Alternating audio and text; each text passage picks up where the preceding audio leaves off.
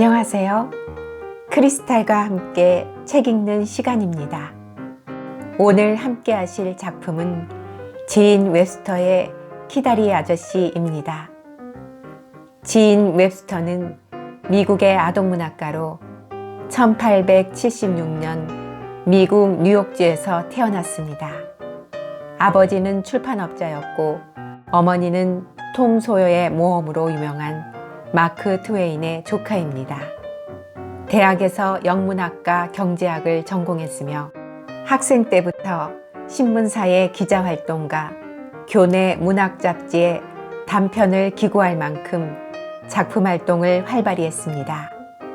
재학 시절에 창작한 단편 모음인 패티가 대학에 갔을 때가 좋은 반응을 얻는 데 성공했고 1912년 제루샤 에벗이라는 명랑한 성격의 소녀가 고아원에서 생활하고 대학에 입학하는 일을 그린 편지체 소설 키다리 아저씨를 발표하고 유명해졌습니다.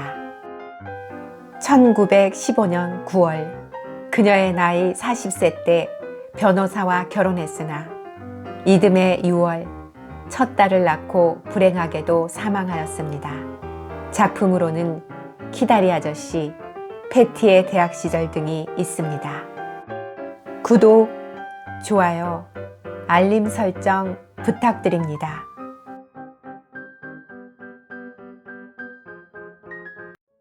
(5월 30일) 친애하는 키다리 아저씨께 아저씨는 우리 대학에 와 보셨습니까?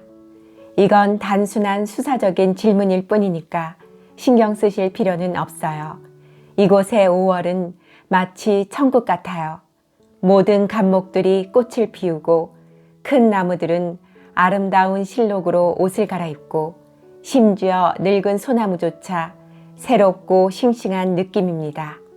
풀밭에는 이곳저곳에 노란 민들레가 피어있고 청색, 흰색, 분홍색의 옷을 입은 수백 명의 여학생들이 여기저기 흩어져 있습니다.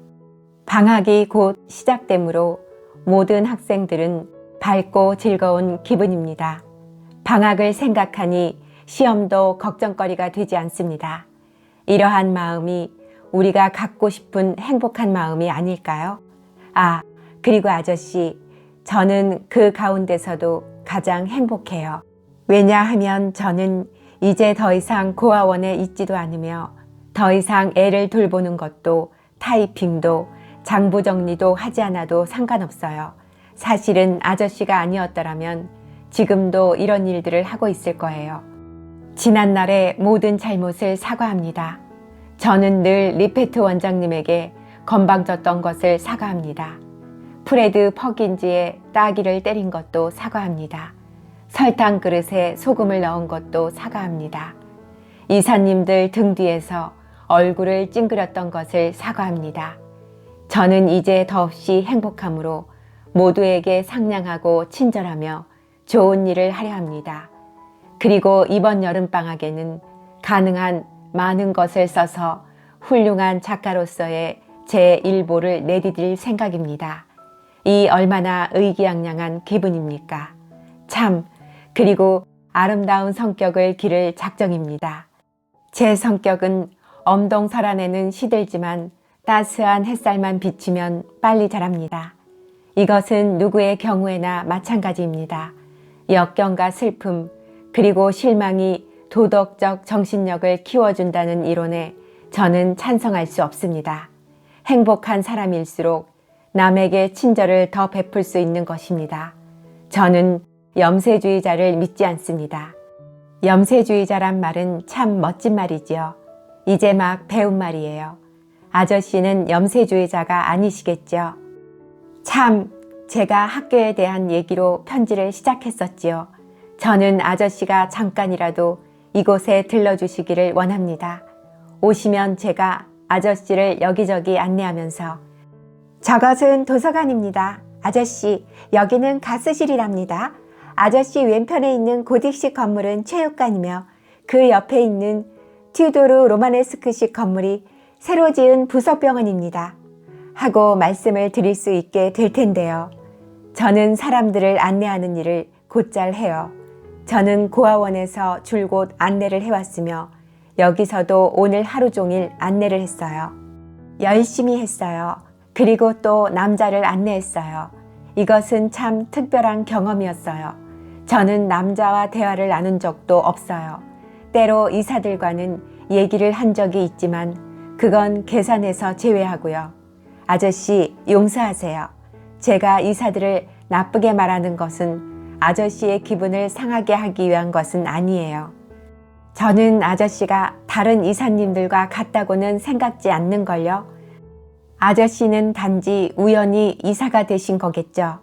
소위 이사라는 사람들은 비대하고 우쭐거리며 동정심이 많은 체하지요.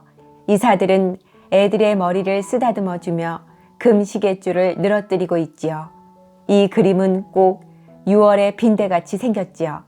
그러나 이것은 아저씨를 제외한 다른 이사들의 그림인걸요. 그러면 이야기를 다시 시작하지요. 저는 이제까지 그 남자와 함께 걷고 대화하고 차를 마셨습니다. 그분은 아주 훌륭한 분인데 줄리아 집안의 저비스 펜들리튼 씨입니다. 짧게 말하면 길게라고 해야겠군요. 그분도 아저씨만큼이나 키가 크니까요. 줄리아의 아저씨입니다.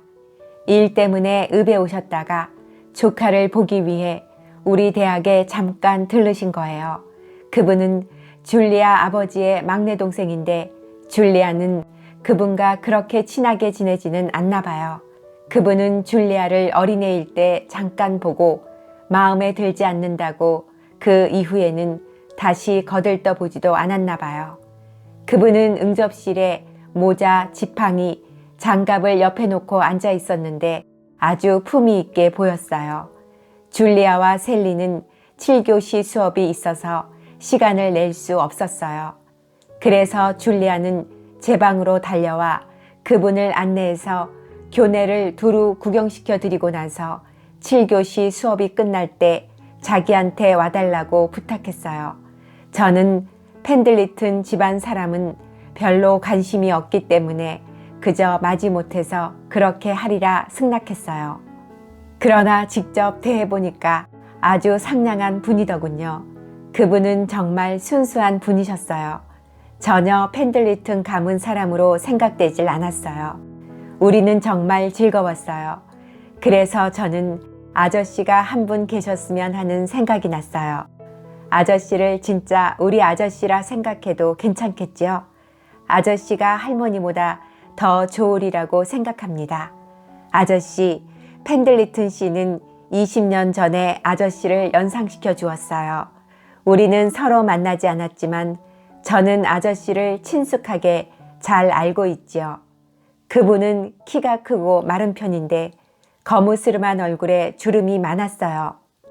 그런데 이 끝에 살짝 주름살을 지게 하면서 묘하게 살짝 웃었어요. 그리고 그분은 초면인데도 곧 오래된 친구처럼 느껴지게 해요. 그분은 사귀기가 정말 편해요. 우리는 안뜰에서 운동장까지 두루 산책을 했었는데 그분이 좀 피곤하니까 차나 마시자고 말했어요.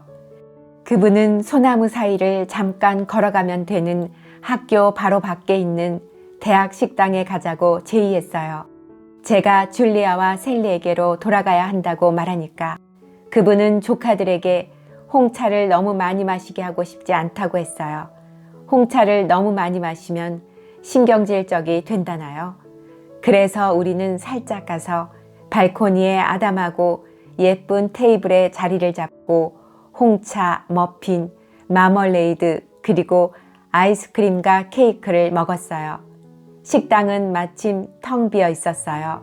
월말이 되니 용돈이 떨어졌기 때문일 테지요. 우리는 정말 유쾌한 시간을 가졌어요.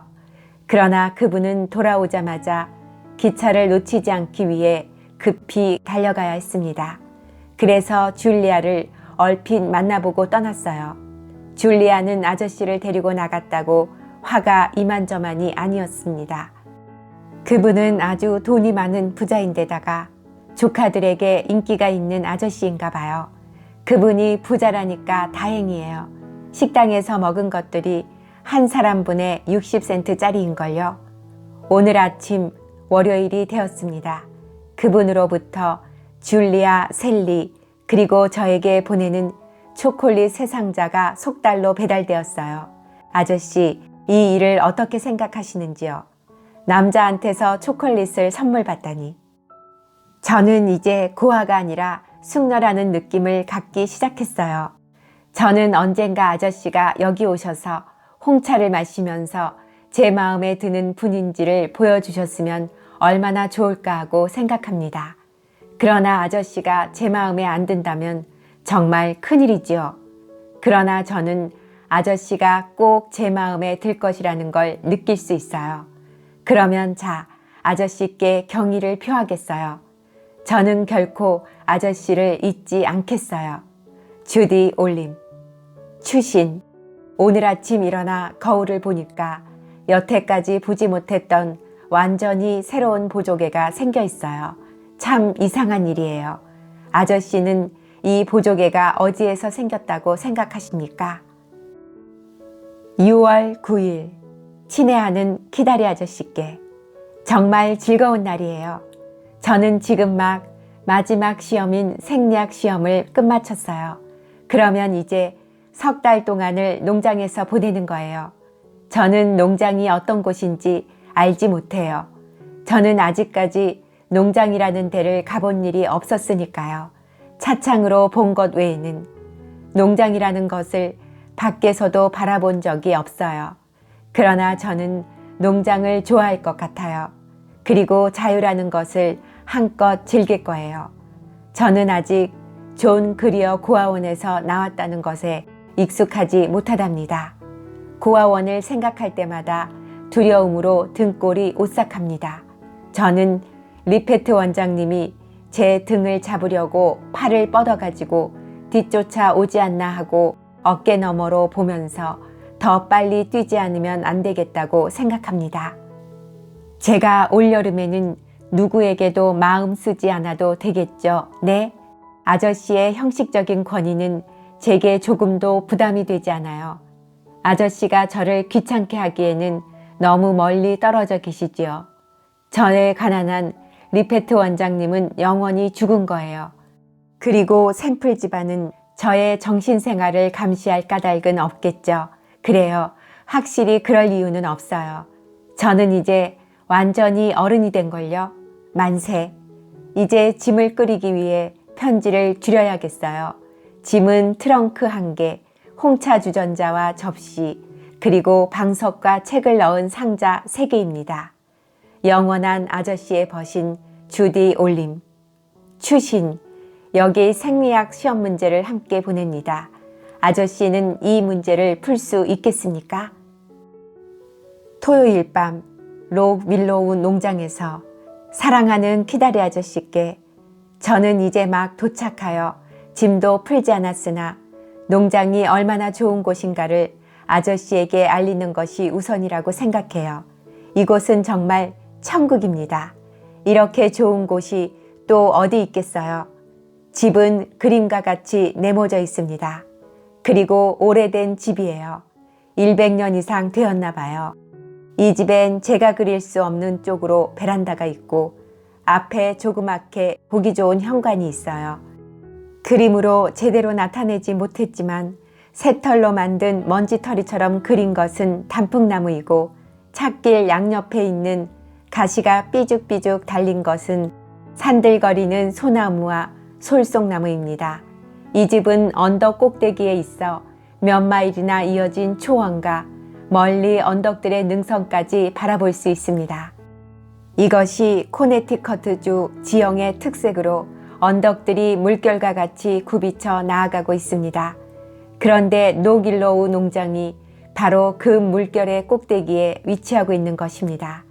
전에 길 건너의 창고들 때문에 전망이 가려졌었는데 고맙게도 하늘에서 번갯불이 떨어져 모두 태워버렸대요.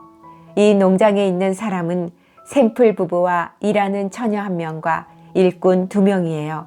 일꾼들은 부엌에서 식사를 하며 샘플 부부와 주디는 식당에서 식사를 해요.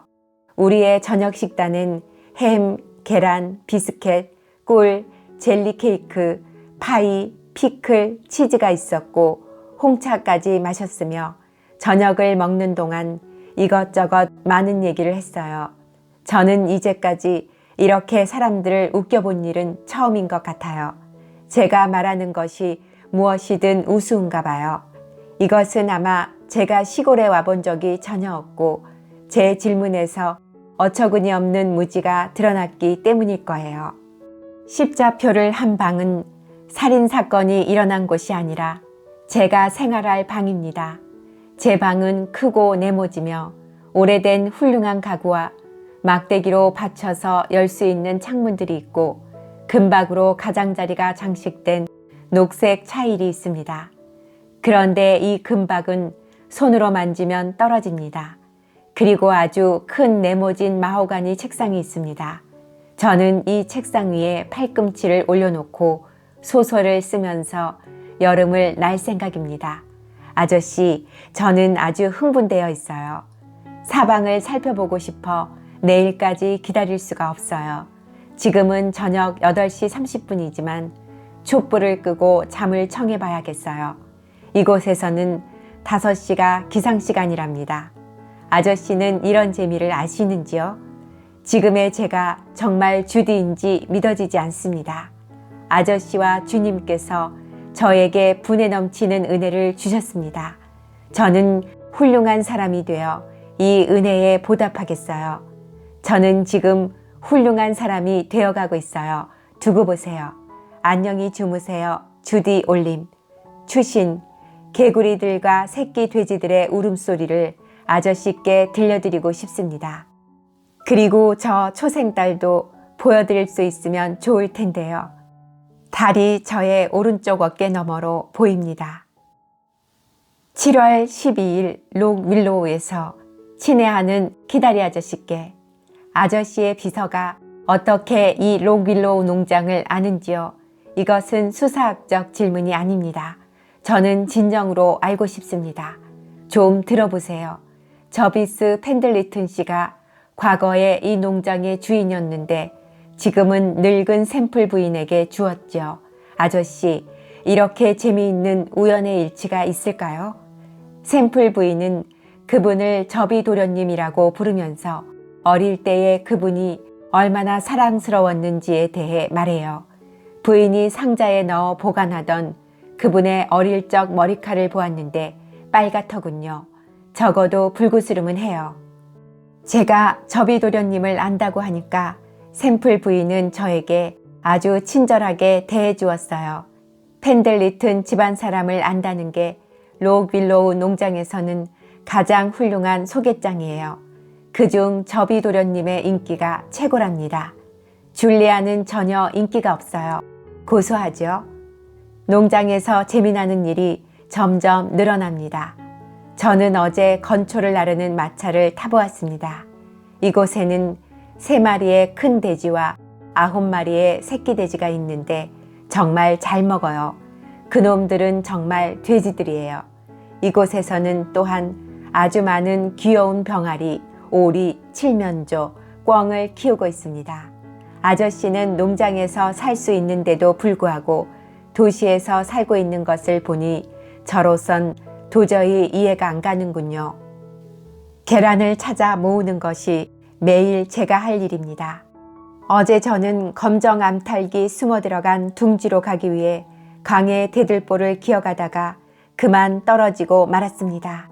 제 무릎이 벗겨진 것을 보고 샘플 부인은 개암나무 껍질로 싸매주면서 저런 저비도련님도 바로 그 대들보에서 떨어져 바로 그쪽 무릎을 다친 것이 어제 같은데 하고 연신 중얼거렸습니다. 이곳은 참으로 주변 경치가 아름다운 곳입니다. 계곡과 강이 하나씩 있고 울창한 산림이 있는 언덕들이 여러 개 있으며 그리고 멀리에는 입에 넣으면 곧 녹아버릴 듯한 높고 푸른 산이 있습니다. 우리는 일주일에 2번씩 크림을 휘저어서 버터를 만듭니다. 크림은 돌로 만든 저장실에 보관하는데 이 저장실 아래에는 냇물이 흐르고 있어 언제나 신선합니다. 이 지방의 일부 농부들은 불리기를 사용해 버터를 만들지만 록윌로우 농장에서는 그런 신식 기계에는 별로 관심을 갖지 않습니다. 함지에서 크림을 분리하기는 좀 힘들지만 그런대로 아주 잘 됩니다. 송아지가 6마리 있는데 6마리의 송아지에게 각각의 이름을 지어주었어요. 1. 실비아. 왜냐하면 숲에서 태어났기 때문이지요. 2. 레스비아. 카툴루스의 시에서 나오는 레스비아 섬의 이름을 따서. 3. 셀리.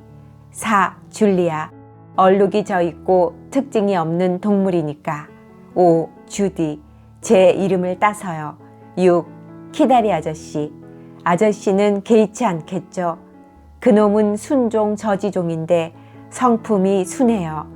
그놈은 이렇게 생겼죠. 이름을 얼마나 잘 지었는지 인정하시겠지요?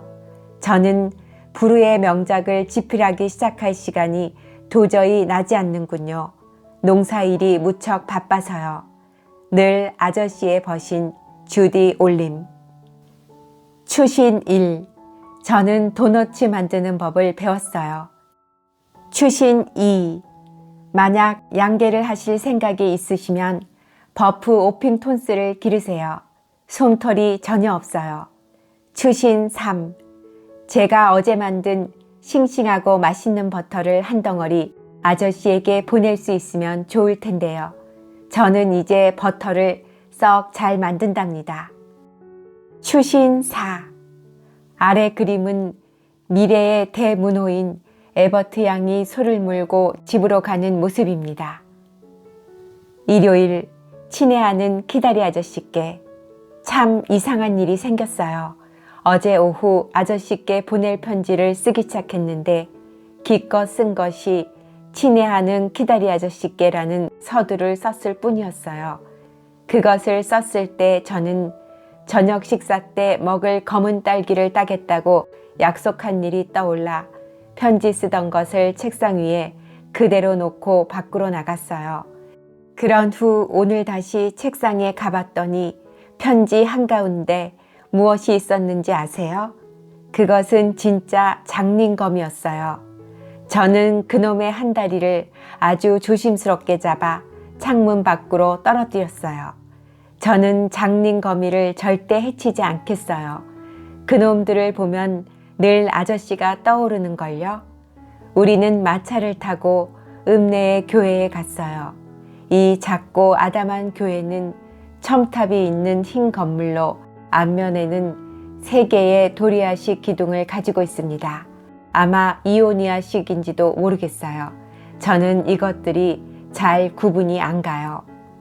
모든 사람들이 졸리는 듯이 종려나무 잎사귀 부채를 붙이고 있었고 목사의 설교가 졸음을 몰고 왔으며 설교 소리 이외에 들리는 유일한 소리는 밖에 있는 나무에 매달려 오는 매미 소리뿐이었어요. 일어서서 찬송가를 부르기 전까지 줄곧 졸고 있었는데 설교를 듣지 않는 것이 아주 미안했어요. 다음과 같은 찬송가를 선택한 사람의 심리를 알면 좋겠어요. 이런 가사예요. 세상의 즐거움과 오락을 버리고 나와 천국의 기쁨을 함께 하세. 그렇지 않으면 친구여 영원히 이별하세. 이제 내가 지옥에 떨어져도 나는 내버려 두겠네. 샘플 부부와 종교 문제를 토론하는 것은 위험하다는 것을 알았어요. 그분들의 신, 그들의 옛 청교도 선조로부터 고스란히 물려받은 것이죠. 편협하고 불합리하며 불공평하고 천하며 복수심이 강하며 완고합니다. 제가 아무한테서도 어떤 신도 상속받지 않은 것은 정말 다행이에요. 저는 하나님을 제 뜻대로 만들 수 있어요. 저의 하나님은 친절하시고 동정심이 많으며 상상력이 풍부하고 너그러우며 이해심이 깊어요. 그리고 또 유머 감각도 있어요. 저는 샘플 부부를 무척 좋아해요. 그분들의 이론보다는 그들의 실천이 훨씬 더 훌륭해요. 그분들은 그들의 하나님보다도 더 훌륭해요. 제가 그분들에게 이런 말을 했더니 그분들은 아주 당황해했어요. 그들은 제가 신을 모독한다고 생각하고 있어요. 그러나 저는 그들이 신을 모독하고 있다고 생각하는 걸요. 우리는 종교에 관한 얘기는 더 하지 않았어요. 지금은 일요일 오후입니다. 면도를 해서 얼굴이 빨개진 아마사이 일꾼이 자주색 넥타이를 메고 밝은 노란색 사슴 가죽 장갑을 끼고 지금 막 캐리, 심부름하는 처녀와 함께 마차를 타고 나갔어요. 캐리는 빨간 장미가 가장자리에 장식된 커다란 모자를 쓰고 남색 모슬린 옷을 입고 머리는 아주 곱슬거리게 컬로 말았습니다. 아마사이는 오전 내내 마차를 닦고 있었으며 캐리는 점심을 준비해야 한다는 핑계로 교회에 나가지 않았으나 실은 모슬린 옷을 다리기 위해서 그랬습니다.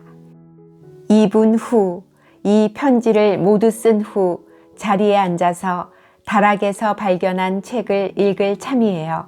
제목은 추적인데 첫 페이지에는 작은 소년이 쓴 다음과 같은 익살맞은 글이 적혀 있어요. 저비스 펜들리튼, 만약 이 책이 길을 잃어 헤매면 뺨을 때려서 집으로 보내주시오. 저비 도련님은 11살 적에 병을 앓은 후 여기에서 여름을 난 일이 있대요. 그때 추적을 놓고 간 거죠. 이 책을 자세히 읽었는지 그의 때 묻은 작은 손자국이 여기저기 있어요. 또한 다락에 있는 물레방아와 풍차, 그리고 활과 화살이 있더군요. 샘플 부인이 끊임없이 저비도련님의 얘기를 하는 통에 저는 저비도련님이 실크 모자를 쓰고 지팡이를 들고 다니는 어른이라고는 생각되지 않고 지금도 머리가 헝클어진 귀여운 개구장이로 있다고 착각이 되어요. 저는 그 애가 지금도 층계를 어지러이 뛰어 오르내리며 망사문을 열어놓고 과자를 달라고 졸라대는 것 같이 느껴져요. 제가 알고 있는 샘플 부인이라면 과자를 잘 주었을 거예요. 저비 도련님은 모험심이 강하며 용감하고 순수했을 것이라고 생각돼요. 저는 그분이 펜들리튼 집안 사람이라고 생각하기가 싫어요. 그분은 더 훌륭한 분이에요. 내일부터 귀리 타작이 시작됩니다. 증기기관이 오고 인부도 3사람 더 왔습니다. 버터컵은 웹불의 얼루감소로 레스비아의 어미입니다. 몹쓸 짓을 했다는 나쁜 소식을 전하게 되어 마음이 씁쓸합니다. 그 암소는 금요일 저녁에 가수원으로 들어가 이틀 동안이나 완전히 취해 있을 정도로 많은 사과를 따먹어버렸어요. 거짓말은 하지 않아요. 이런 고약한 짓이 어디 또 있어요. 아저씨를 사랑하는 고아 주디 올림. 추신. 제1장에서는 인디언들이 나왔고 제2장에서는 산적들이 나왔어요. 제3장에서는 무엇이 기다리고 있을까요? 붉은 매가 20피트 날아올랐다 땅에 떨어졌다. 이것이 책머리의 사파 제목입니다. 주디와 저비가 재미있겠지요. 9월 25일 친애하는 아저씨께 어제 코너지에 있는 가게에서 밀가루 다는 저울로 체중을 달아보았더니 9파운드나 늘었어요. 록 윌로우 농장을 보양지로 추천하고 싶습니다. 주디 올림.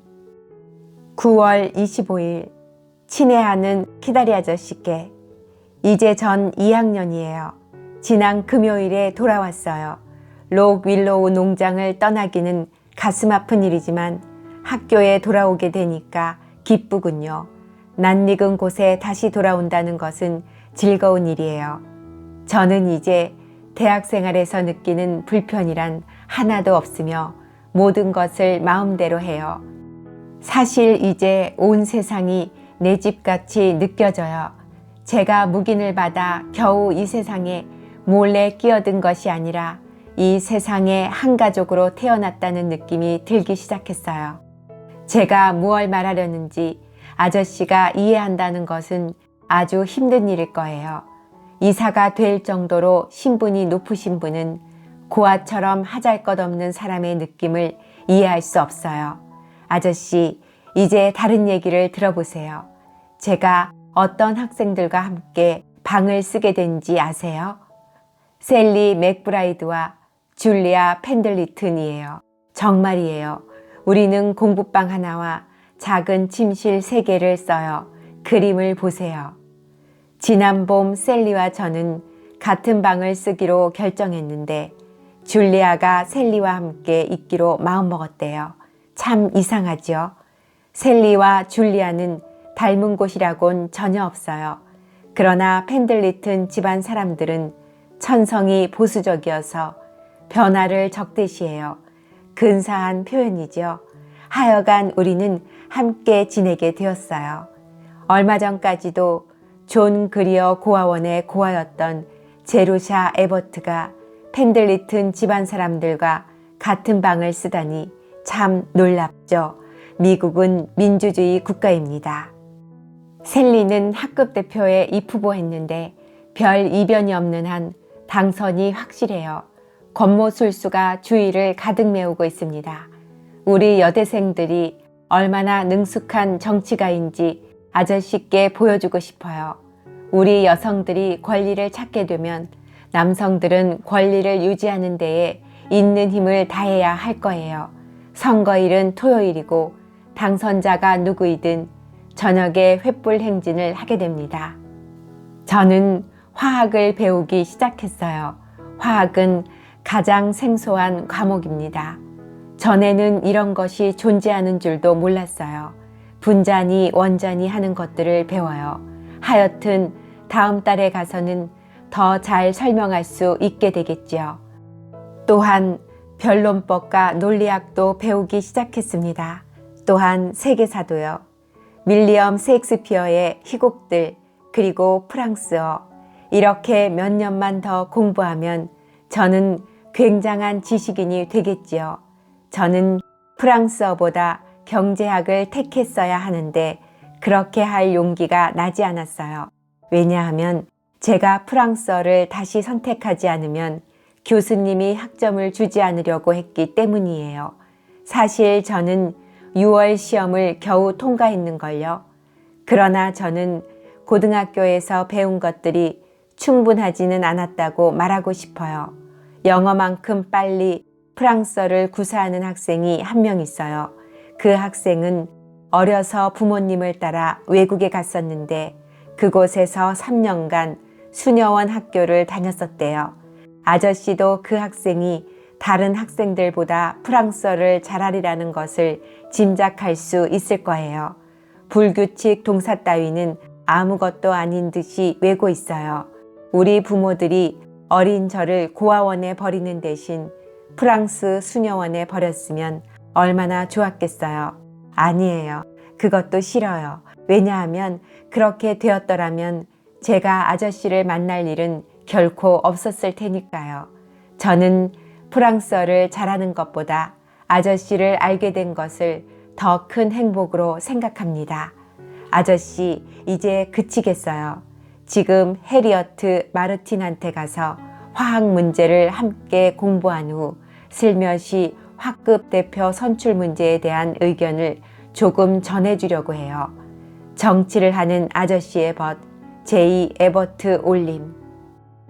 10월 17일, 친애하는 키다리 아저씨께 체육관의 수영장을 레몬젤리로 가득 채워둔다면 수영하려는 사람이 그 위에 뜨겠습니까? 아니면 그 반대이겠습니까? 디저트로 레몬젤리를 먹는 도중 이런 문제가 튀어나왔어요. 우리는 반 시간 동안 열성적으로 토론했으나 결론에 도달하지는 못했습니다. 셀리는 레몬젤리 속에서 수영이 가능하다고 생각하나 저는 제 아무리 뛰어난 수영 선수라도 가라앉을 것이라고 확신해요. 레몬젤리 속에서 익사한다면 우습겠죠. 또 다른 2가지 문제가 식탁에서 논의되었습니다. 첫째, 팔각형으로 된 지배방은 어떤 형태가 될까요? 어떤 학생들은 사각형이 될 것이라고 생각했으나 저는 파이 조각처럼 될 것이라고 생각해요. 아저씨는 어떻게 생각하세요? 둘째, 거울로 만든 아주 커다란 속이 빈 공이 있는데 그 속에 사람이 들어있다고 가정해요. 얼굴의 영상이 어디서 끝나고 등의 영상이 어디서부터 시작될까요? 이 문제를 생각하면 할수록 점점 더 알쏭달쏭해집니다. 아저씨는 이제 우리가 여가 시간에도 얼마나 깊은 철학적 사색을 하는지를 아셨을 거예요. 제가 선거에 관해서 말씀드린 적이 있죠. 3주일 전에 선거가 실시되었어요. 그런데 이곳 시간의 흐름은 너무 빨라 3주일 전이라면 고대 역사에 속한답니다. 셀리가 당선되었습니다. 우리는 맥브라이드 만세라고 쓴 플래카드를 들고 14인조 밴드를 앞장 세우고 횃불 행진을 했어요. 악기는 하모니카 3개와 11개의 빛이었습니다. 258호실의 우리들은 셀리와 더불어 제법 거물이 되어가고 있습니다. 줄리아와 저는 커다란 후광을 받고 있는 셈입니다. 학급 대표와 같은 방에 산다는 것만으로도 대인관계에서 큰 부담을 느끼게 되는군요. 친애하는 아저씨, 편히 주무세요. 문안 들이오며 마음으로 경의를 표합니다. 주디 올림. 11월 12일 친애하는 키다리 아저씨께 어제 1학년과의 농구 시합에서 우린 승리를 거두었습니다. 물론 이겨서 기뻤지만 3학년 팀을 꺾을 수 있었다면 더욱 좋았을 텐데요. 우리가 3학년한테 이길 수만 있다면 온통 시퍼렇게 멍이 들어 개암나무 뜸질이나 하며 일주일 동안 침대 신세를 진다 해도 좋았을 거예요. 셀리는 저에게 크리스마스 방학 때 저를 자기 집으로 초청하고 싶다고 했어요. 그 애네 집은 매사추세츠 워스터예요. 셀리는 참 상냥하지요. 저는 정말 가고 싶어요. 저는 록 윌로우 농장 이외에는 세상에 태어나서 개인 가정집에 가본 적이 없어요. 샘플 부부는 나이 먹은 어른들이니까 계산해서 제외해야 하겠지요. 그러나 맥브라이든에는 많은 아이들과 여하건 2~3명은 되겠죠. 어머니, 아버지, 할머니, 그리고 앙골라 고양이도 있대요. 이것은 진짜 완벽한 가족이에요. 짐을 꾸려서 멀리 간다는 것은 기숙사에 남아있는 것과는 비교할 수 없을 정도로 재미있을 거예요. 저는 여행을 간다는 생각만 해도 기쁨으로 가슴이 뛰고 있어요. 7교시 수업 시간입니다. 연극 연습을 해야 합니다. 추수감사절 연극에 출연하게 되었거든요. 벨벳 저고리를 입고 노란 곱슬머리를 가진 탑 속의 왕자 역이에요. 참 멋있겠지요. 아저씨의 벗 J.A. 올림. 토요일, 제가 어떤 모습을 하고 있는지 보시지 않겠습니까? 여기에 레오노라 펜튼이 우리 셋을 함께 찍어준 사진 한 장을 동봉합니다. 밝게 웃고 있는 애가 셀리이고 키가 크며 코를 들고 있는 애가 줄리아이고 머리칼이 얼굴에서 날리고 있는 키가 작은 애가 주디예요. 주디의 실물은 더 예쁜데 햇빛에 눈이 부셔서 그렇게 되었어요. 12월 31일 매사추세츠 워스터의 스톤게이트에서 친애하는 키다리 아저씨께 저는 진작 편지를 하여 크리스마스 송금에 대한 인사를 드려야 했는데 맥브라이드의 집에서 보내는 하루하루가 어찌나 즐거웠던지 단 2분도 책상 앞에서 보낼 시간이 나질 않더군요. 저는 새 드레스를 샀습니다. 그것은 꼭 필요한 것은 아니지만 갖고 싶었던 것이에요. 올해엔 키다리 아저씨한테서만 크리스마스 선물을 받고 우리 가족한테서는 그저 안부 편지만 받았습니다. 저는 셀리의 집을 방문하여 아주 유쾌한 시간을 보내고 있습니다. 셀리의 집은 흰 장식을 달고 있는 커다란 구식 벽돌집입니다. 시내에서 좀 떨어져 있는 그 집은 제가 존 그리어 고아원에 있을 때 호기심에 가득 차서 그 속은 어떨까 하고 늘 상상하던 바로 그런 집이에요. 저는 이런 집안을 내 눈으로 직접 보게 되리라고는 꿈에도 생각지 않았어요. 그런데 지금 저는 바로 그런 곳에 있는걸요. 모든 것이 아주 편안하고 포근하고 아늑합니다. 저는 이 방 저 방을 돌아다니면서 가구들을 탐나는 듯이 바라봅니다. 이곳은 아이들을 키우기에 가장 적합한 집입니다. 숨바꼭질을 하기 알맞은 컴컴한 구석과 옥수수를 구워 먹기 좋은 벽난로, 비 오는 날 뛰어놀기 좋은 다락방, 햇빛이 잘 드는 아주 커다란 부엌, 그리고 상냥하고 명랑한 뚱보 가정부 아주머니가 있어요. 이 아주머니는 이 집에 13년이나 살았는데 늘 아이들에게 빵을 구워주려고 밀가루 반죽 토막을 조금 떼어두곤 합니다. 이런 집을 보기만 해도 다시 어린 시절이 그리워져요. 게다가 가족들은 또 어떻고요? 꿈에도 찾아보기 힘들 정도로 친절해요. 셀리에게는 아버지, 어머니, 할머니, 그리고 귀여운 곱슬머리 3살짜리 여동생, 늘 발을 씻는 것을 잊어먹는 보통 체구의 남동생, 프리스턴 대학 3학년인 건장하고 잘생긴 짐이라는 오빠가 있습니다. 식사할 때가 가장 즐겁습니다. 모두들 함께 웃고 농담하고 얘기합니다. 그리고 식사 전에 감사기도를 꼭 하지 않아도 되고요. 항상 먹을 때마다 감사기도를 하지 않아도 되니까 한결 살 것 같아요. 이것이 불경스러운 말이라는 것을 알지만 아저씨도 저처럼 의무적으로 감사해야 할 것을 강요당하는 사람이 된다면 역시 그럴 수밖에 없을 거예요. 너무 많은 일이 있었어요. 그래서 무엇을 먼저 말씀드려야 할지 모르겠군요.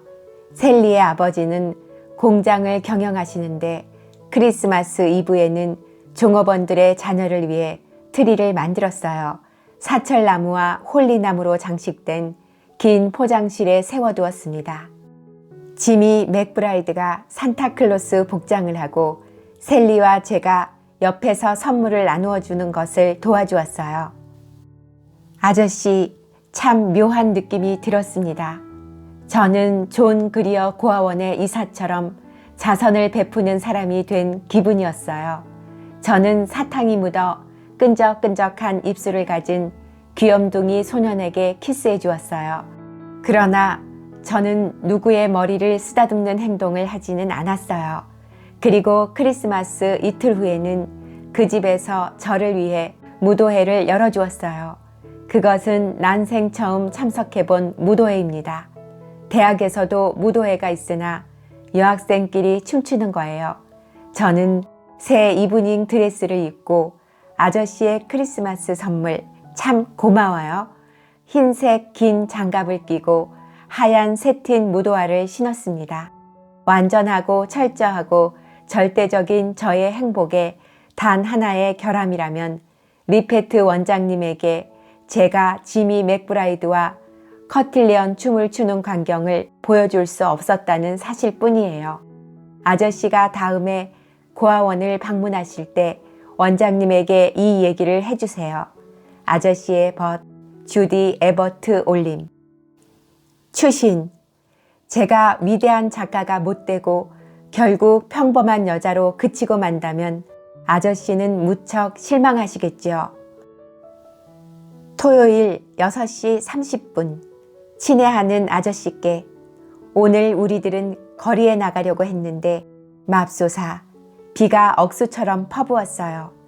저는 겨울에는 비가 아니라 눈이 와야 겨울답다고 생각해요. 오늘 오후에 줄리아의 매력적인 아저씨가 다시 이곳을 방문했는데 5파운드짜리 초콜릿 상자를 사왔어요. 줄리아와 방을 함께 쓰면 유리한 점이 많아요. 우리 여대생들의 악이 없는 재담이 즐거웠던지 그분은 다음 기차를 타시기로 하면서까지 우리의 공부방에서 홍차를 마셨습니다.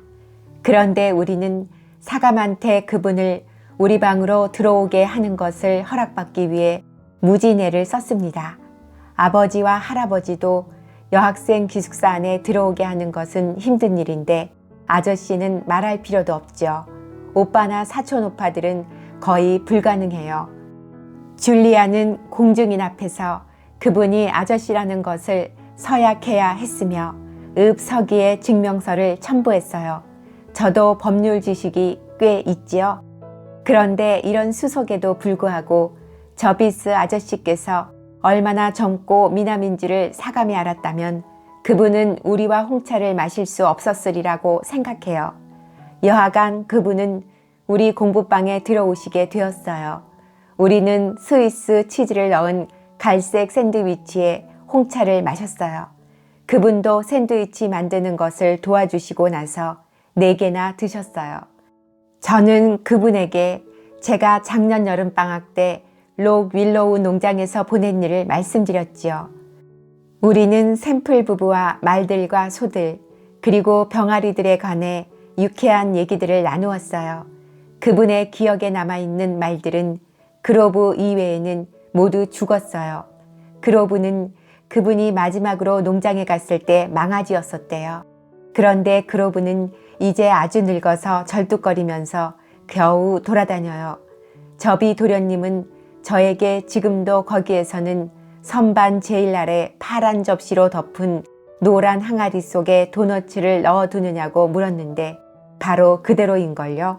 그분은 또 목장의 돌더미 밑에 들쥐 구멍이 있느냐고 물었어요. 그것도 마찬가지예요.